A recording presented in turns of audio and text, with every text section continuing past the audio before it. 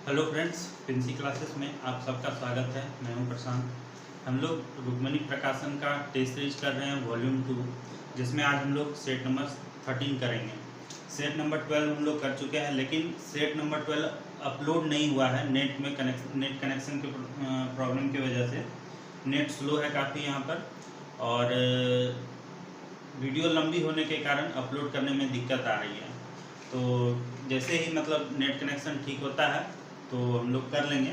फिलहाल के लिए हम लोग सेट नंबर 13 करते हैं, और ये वीडियो जो होगा छोटा होगा। वीडियो छोटा बनाएंगे तो अपलोड करने में आसानी होती है। Set number 13।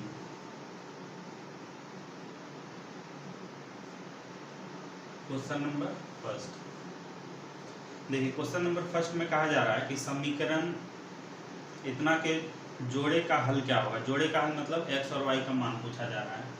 x/2 इक्वेशन जो आपको दे रखा है, x/2 plus y equal to 0.8, और दूसरा इक्वेशन दे रखा है 7/x प्लस y/2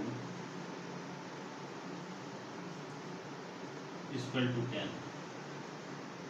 x और y का मान निकालना है, तो हम लोग इसको सॉल्व करके भी x और y का मान निकाल सकते हैं, और ज़्यादा अच्छा होगा कि हम लोग ऑप्शन मेथड को चूज करें। ऑप्शन से वैल्यू पुट करके देख लेंगे कि किसका जो है, कौन जो है x और y का कौन सा मान इक्वेशन को सेटिस्फाई कर रहा है। तो ऑप्शन देखिए, तो पहला ऑप्शन है x बराबर दे रखा है 2/5, और दूसरा ऑप्शन y का वैल्यू दे रखा है 3/5। x का मान यहाँ से पुट करके देखते हैं। 2/5 प्लस y का मान हो जाएगा 3/5। 5 और 5 कट जाएगा, बचा क्या 1/2 प्लस 3/5। ये हो जाएगा कितना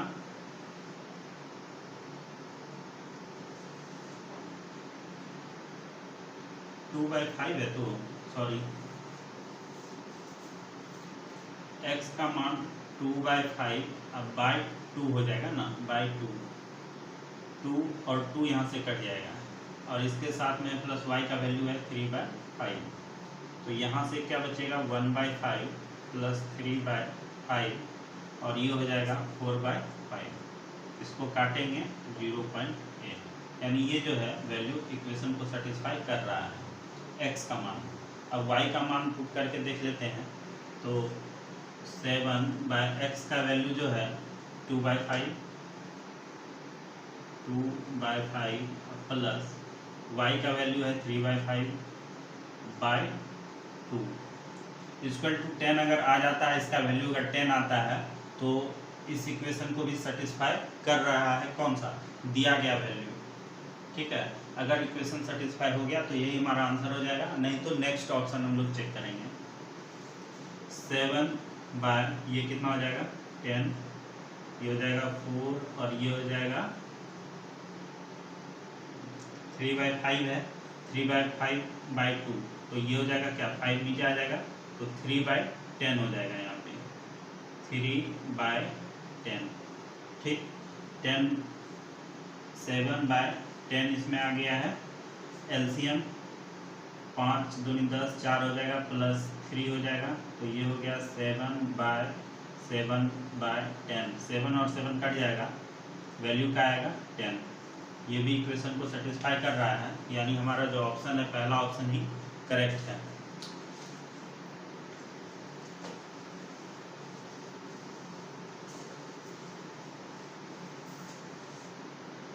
नेक्स्ट क्वेश्चन है 2p by p square minus 2p plus 1 equal to 1/4। मान बताना है p प्लस 1/p का वैल्यू क्या होगा, ये हम लोगों को बताना है। क्या करेंगे, क्रॉस मल्टीप्लाई करेंगे। ठीक, तो ये हो जाएगा 8p equal to p square minus 2p plus 1। ठीक, ये हो जाएगा पी स्क्वायर माइनस 2p को इस तरफ ले आएंगे तो 10p हो जाएगा और plus 1 p square plus 1 equal to 10p। अब दोनों तरफ p से डिवाइड करेंगे तो p से डिवाइड करेंगे तो ये क्या हो जाएगा p plus 1/p equal to 10। ये पूछा जा रहा है। ऑप्शन देखिए तो ऑप्शन नंबर बी हमारा आंसर होगा।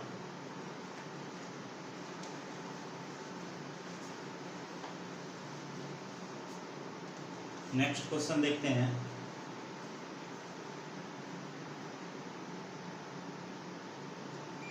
नेक्स्ट क्वेश्चन है आपका आंकड़ों का बहुलक ज्ञात कीजिए। आंकड़ों का बहुलक, बहुलक मतलब क्या, जो बहुत बार है, तो जो सबसे ज्यादा बार है वही बहुलक होगा। यहाँ पर क्वेश्चन में देखिए 2/3, नेक्स्ट है आपका 1/2, 1/2, 1 है, फिर 1/4 है, फिर 2 है, 1/2 है, 1/4 और 3/4। इसमें देखिए सबसे ज़्यादा बार क्या है, 1/2 3 बार है, तो सबसे ज़्यादा 1/2 है, तो 1/2 हमारा आंसर होगा। ऑप्शन देखिए, ऑप्शन नंबर ए।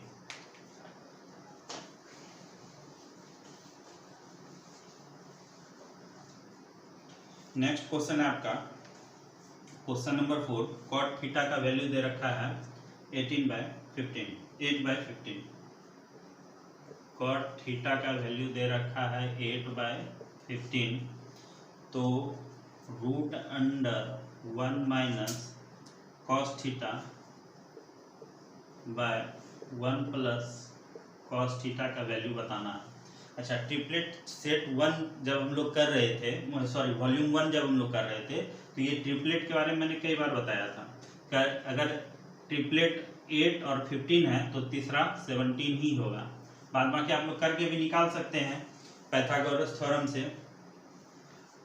तो root under p square plus b square करेंगे और वैल्यू निकालेंगे तो 17 होगा। लेकिन ये वैल्यू आपको याद रहना चाहिए, कुछ वैल्यूज है जो आपको याद रहना चाहिए। तो यहाँ पर देखिए कॉट थीटा बराबर क्या होता है, b/p, तो बचा क्या, h, यानी 17 जो है h है।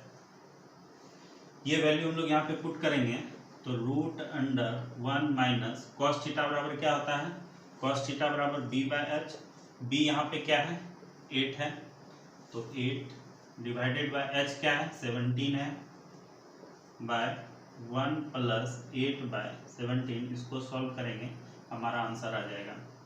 कितना होगा, गुना करेंगे 17 गुना 1 और उसमें 8 माइनस कर देंगे, कितना हो जाएगा 17 1 17, 17 में 8 गया 9, यानी 9 डिवाइडेड बाय 17।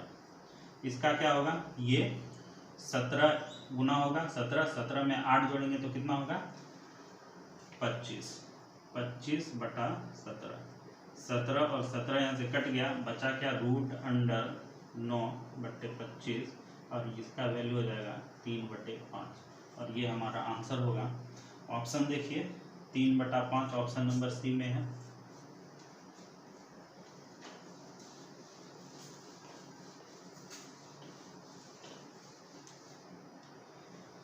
नेक्स्ट क्वेश्चन है क्वेश्चन नंबर 5। एक सम बहुभुज के आंतरिक कोण का योग इतना है तो बहुभुज में कितनी भुजाएं हैं। देखिए बहुभुज का कुछ फॉर्मूला है जो आपको याद रखना पड़ेगा।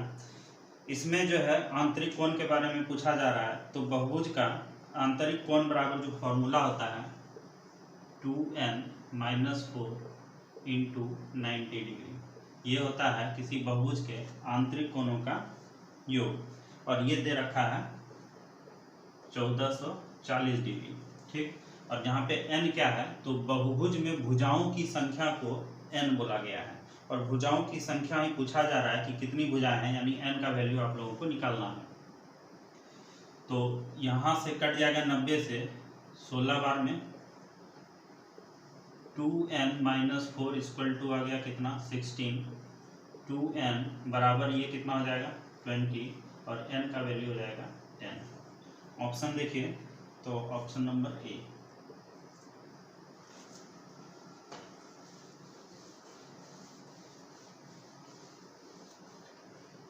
नेक्स्ट क्वेश्चन है आपका क्वेश्चन नंबर 6।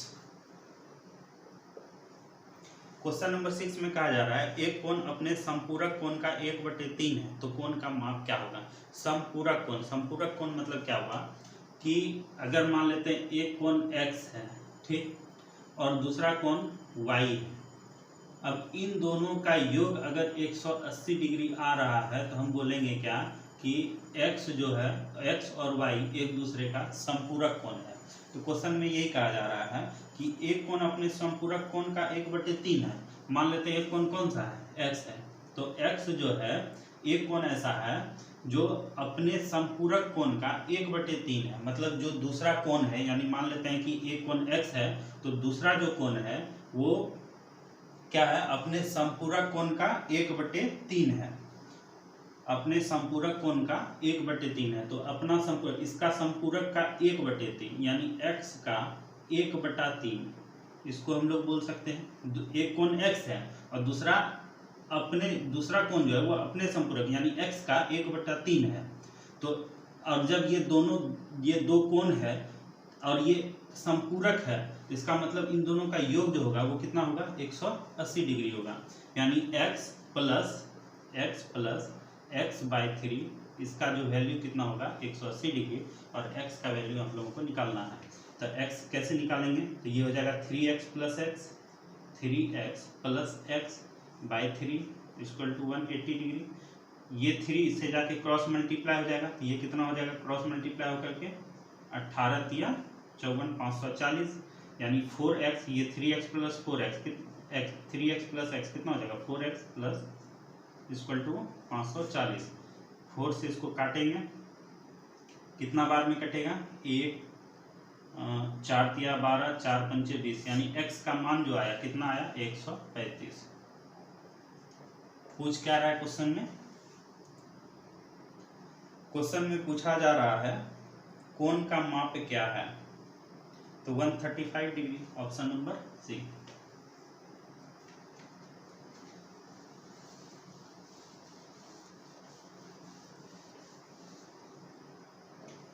नेक्स्ट क्वेश्चन है आपका क्वेश्चन नंबर 7। क्वेश्चन नंबर 7 में कहा जा रहा है कि शांत जल में नाव की गति धारा की गति का 4 गुना है। नाव की जो गति है वो धारा की गति का 4 गुना है। तो धारा की गति को हम लोग क्या चीज से, c से डिनोट करते हैं, करंट, वेलोसिटी ऑफ करंट। मान लेते हैं कितना x है। अब नाव की चाल जो है वो बोल रहा है धारा की चाल का 4 गुना है।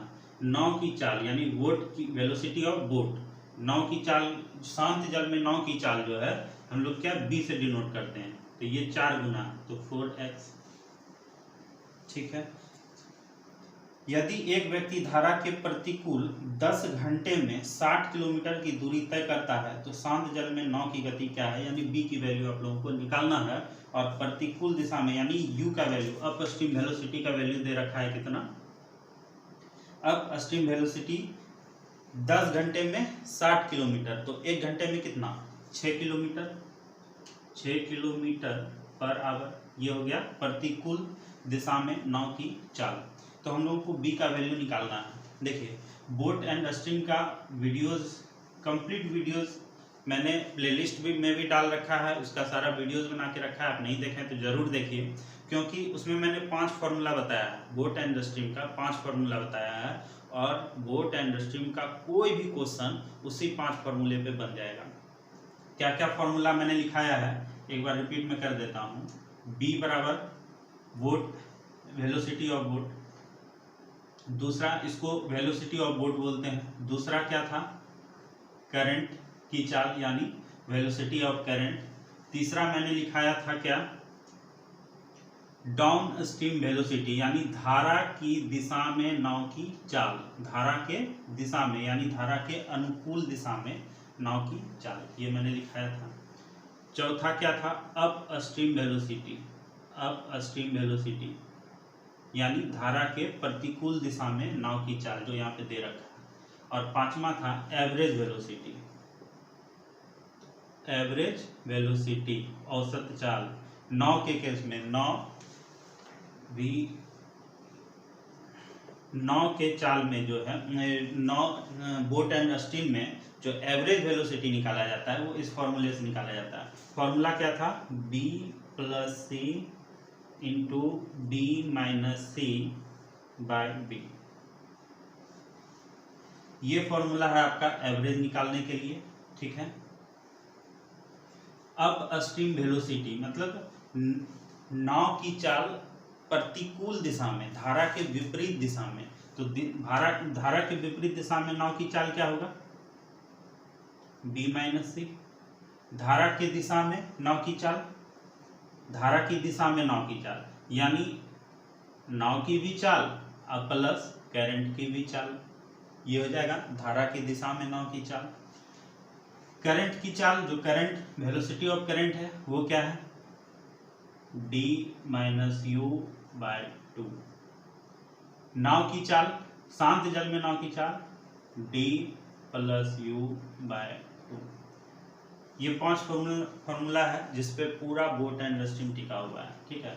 अगर आप लोगों ने वीडियो नहीं देखा है तो जरूर देखिए, उसमें लगभग मैंने 20 क्वेश्चन प्रैक्टिस करवाया है जो एसएससी का पूछा हुआ क्वेश्चन है। और अगर आप वो 20 क्वेश्चन अगर कर लेते हैं तो फिर एनटीपीसी में फंसने का चांस ही नहीं है। एनटीपीसी छोड़िए, एसएससी सीजीएल में भी कभी नहीं फंसिएगा। और उसमें जब अभी तक जितना भी क्वेश्चन पूछा गया है वो इसी 5 फॉर्मूला पे बेस्ड है। अब यहाँ पर हम लोगों से पूछा जा रहा है कि b का मान क्या होगा, तो x का वेलोसिटी ऑफ करंट निकालेंगे और उसका 4 गुना कर देंगे तो ये हम लोगों को पता चल जाएगा कि शांत जल में नाव की चाल क्या है। u बराबर क्या फॉर्मूला लिखाया मैंने? u बराबर b माइनस सी। b माइनस सी, u कितना है? 6, b कितना है? 4x, c कितना है? x। सॉल्व कीजिए इसको, ये कितना हो जाएगा? 3x, x का वैल्यू हो जाएगा 2। x जो है 2 आ गया, यानी करंट की चाल 2 किलोमीटर प्रति घंटा है, तो शांत जल में नाव की चाल कितना हो जाएगा? 4x, यानी 4 इंटू 2 यानी 8 kilometre per hour. 8 kilometre per hour, और ऑप्शन नंबर डी में दिया गया है।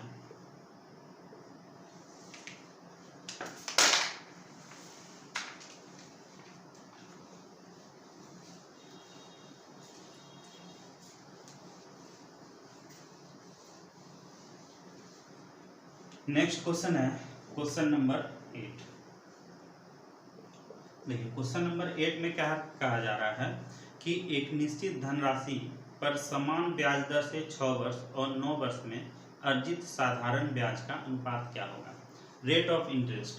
रेट ऑफ इंटरेस्ट कई बार हमने बात किया है, वॉल्यूम 2 में भी पिछले के सेट में कर चुके हैं और वॉल्यूम 1 में तो बहुत बार किए हैं। रेट ऑफ इंटरेस्ट क्या होता है? रेट ऑफ इंटरेस्ट क्या होता है? दर गुना समय। समय और दर के गुणनफल को रेट ऑफ इंटरेस्ट यानी साधारण ब्याज की दर से 6 वर्ष और 9 वर्ष में अर्जित ब्याज का साधारण ब्याज का अनुपात क्या होगा? देखिए साधारण ब्याज का अनुपात निकालना है और यहाँ पर रेट जो है, रेट कांस्टेंट है। रेट अगर कांस्टेंट है तो इंटरेस्ट और समय जो होगा, ये अगर कांस्टेंट है तो इंटरेस्ट और समय जो होगा ये क्या होगा? एक दूसरे का डायरेक्टली प्रोपोर्शनल होगा। यानी जो इंटरेस्ट होगा वही जो है समय होगा, जो समय का अनुपात होगा वही इंटरेस्ट का अनुपात होगा। तो समय का अनुपात यानी समय का जो रेशियो दे रखा है ये 6 वर्ष और 9 वर्ष है, ठीक। तो इंटरेस्ट का जो रेशियो होगा ये इतना ही होगा जितना ये है, क्योंकि डायरेक्टली प्रोपोर्शनल है। इसको काटेंगे 3 दूनी 6, 3 तिया 9, यानी 2:3। ऐसे भी समझ सकते हैं इसको। इंटरेस्ट जो होता है, इंटरेस्ट यानी साधारण ब्याज बराबर क्या होता है? Principal into rate into time by 100। देखिए अब क्वेश्चन में देखिए यहाँ पे क्या कह रहा है कि निश्चित धनराशि पर समान ब्याज दर। देखिए निश्चित धनराशि, निश्चित मतलब इसको कर दिया कांस्टेंट, समान ब्याज दर, दर यानी रेट को भी कांस्टेंट कर दिया और ये तो कांस्टेंट है ही, यानी ये 3 चीज कांस्टेंट हो गया। तो ये क्या हो गया? इसका डायरेक्टली प्रोपोर्शनल हो गया। डायरेक्टली प्रोपोर्शनल मतलब ये बढ़ेगा तो ये भी बढ़ेगा, ये घटेगा तो ये भी घटेगा, यानी जितना ये होगा उतना ये होगा। यही चीज अगर नीचे में रहता, अगर ये बाकी ये सब कांस्टेंट होता और यहाँ पर जो है मान ली टाइम नीचे में आता, तो ये इनवर्सनली प्रोपोर्शनल होता, मतलब ये बढ़ेगा तो ये घटेगा, ये घटेगा तो ये बढ़ेगा। यहाँ पर क्या है, यहाँ पे ये तीनों कांस्टेंट है तो ये डायरेक्टली प्रोपोर्शनल हो गया, मतलब जितना ये उतना ये बढ़ेगा तो ये भी बढ़ेगा, ये घटेगा तो ये भी घटेगा। तो यहाँ पर देखिए टाइम दे रखा है 6:9 रेशियो, तो जो इंटरेस्ट होगा ये भी 6:9 होगा, इसको काट सकते हैं, 3 दूनी 6, 3 तिया 9, यानी 2:3। ऑप्शन देखिए तो ऑप्शन डी आपका उत्तर होगा।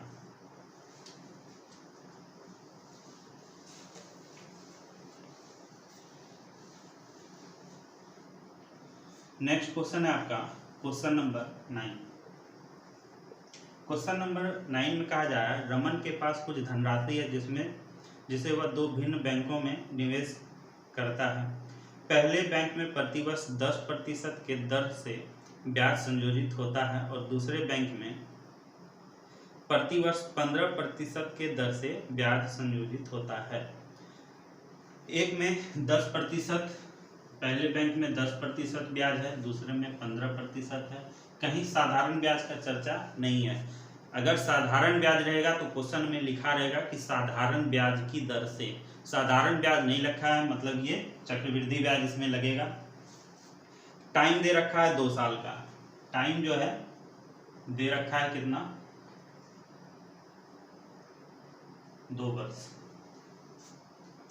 2 वर्ष बाद दोनों बैंकों के ब्याज के रूप में समान धनराशि प्राप्त करता है, तो पहले बैंक में निवेश की गई धनराशि कुल मूल धनराशि का कितना प्रतिशत है।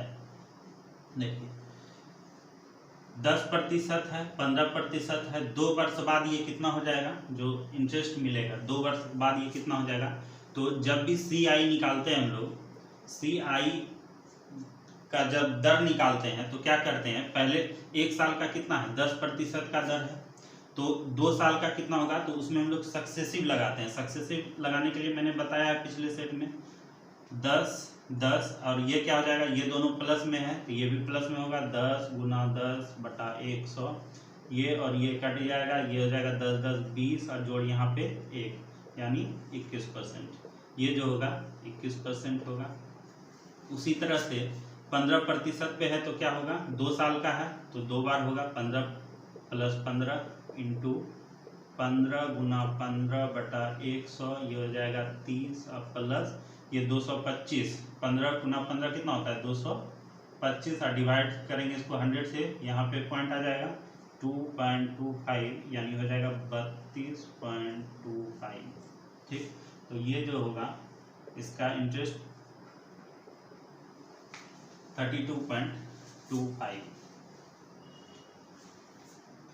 तो पहले बैंक में निवेश की गई राशि, पहले बैंक में निवेश की गई राशि मूल धनराशि का कितना प्रतिशत है, इसका रेशियो हम लोग निकाल लेते हैं। ठीक, तो रेशियो अगर दोनों का हम लोग रेशियो निकालेंगे तो ये जो पॉइंट था, जो हम लोगों ने यहाँ पे ये पॉइंट, यहाँ पे ये मान लेते हैं पहला बैंक है A, दूसरा बैंक है क्या B, तो ये पॉइंट यहाँ से हटाएंगे तो 00 और ये इससे आके मल्टीप्लाई हो जाएगा 21 2100, और रेशियो ये कितना हो जाएगा 32 25, परसेंट और परसेंट तो यहाँ से कट जाएगा। इसको हम लोग काटेंगे तो ये कितना हो जाएगा, 7 से कटेगा, ये 7 चौक 28, इसको 5 से काटते हैं, 5 चौके 20, 5 दूनी 10 0, और इसको भी 5 से काटेंगे तो 5 छके 30, 5 चौ 20 बचे 25, 5 से फिर कट जाएगा, 5 अट्ठे 40, 5 चौके 20,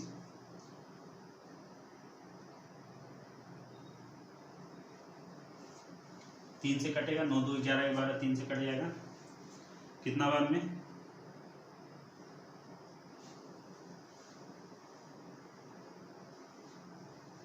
3 से 3 चौक 12, 3 दिया 9, अब तो नहीं कटेगा, 28:43, ये हो जाएगा दोनों का किस रेशियो में, दोनों में जो इसके पास जितना भी धनराशि था उस किस रेशियो में उसको जो है बैंक में जमा किया, वो रेशियो हम लोगों को पता चल चुका है।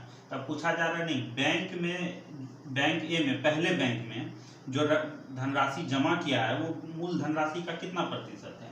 तो ए का बात करें तो ए में कितना जमा किया है 28, कितना में से, टोटल में से, टोटल कितना हो जाएगा 8 3 11 4 2 6 1 7 71, और परसेंट में बदलने के लिए जानते हैं हम लोग क्या होगा 100 से मल्टीप्लाई करना होगा तो परसेंट में चेंज हो जाएगा। अब इसको जो है गुना करके करना पड़ेगा इसको। देखते हैं अगर डिजिटल सम से निकल जाता है तो अगर डिजिटल सम हम लोग लगाते हैं तो 7 1 8 है, इसका नीचे में डिजिटल सम कितना आ रहा है 8 आ रहा है। तो अगर 8 आ रहा है ये क्या हो जाएगा 8 10 यानी 1, ये तो हो जाएगा 1, अब बटा 7 1 8 रहता है, क्या करते हैं ऊपर नीचे 8 से गुना करते हैं, 8 और कट जाएगा तो बचा क्या 8, यानी इसका डिजिटल सम 8 आ रहा है। देखते हैं डिजिटल सम 8 किसका है, 6 6 12 12 5 17, तो पहला जो है उसका भी डिजिटल सम 8 आ रहा है। दूसरा देखते हैं यानी सबका डिजिटल सम जो है 8 ही आ रहा है, तो इसका कोई उपाय नहीं है, इसको जो है सॉल्व करना होगा, यानी 2800 में 71 से भाग दीजिए, जो आपका आंसर होगा आपका, इसको जब सॉल्व करेंगे तो 60.56 हमारा आंसर आएगा। ठीक है, तो इसको सॉल्व कर लीजिएगा। नेक्स्ट क्वेश्चन है क्वेश्चन नंबर 10।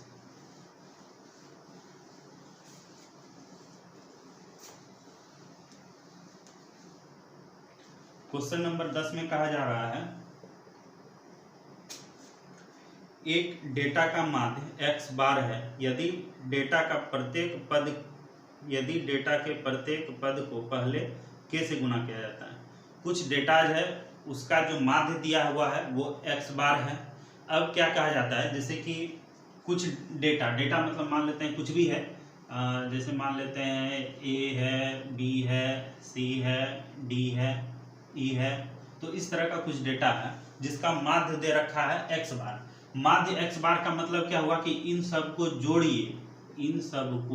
जोड़िए और जितना है, जितनी संख्या है उससे भाग दे दीजिए।